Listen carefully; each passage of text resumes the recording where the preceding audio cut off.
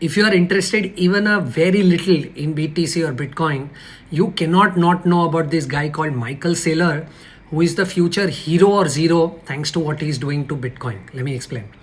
Now, Saylor runs a company which is listed on the stock exchange by the name called Strategy.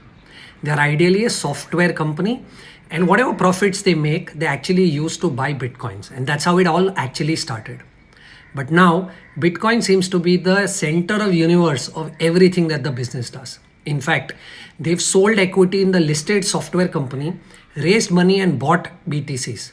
They've actually also issued preferred equity on which they are paying 10.75% as interest on some part of it. And they've used that money also to buy more BTC.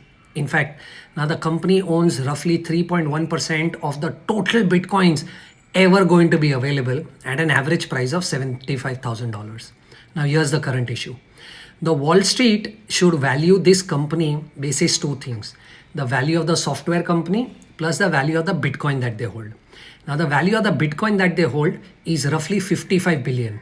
But in the last 1.5 months, the stock has fallen 57% and the value of the company together is 10 billion less than the value of the Bitcoins that they are holding.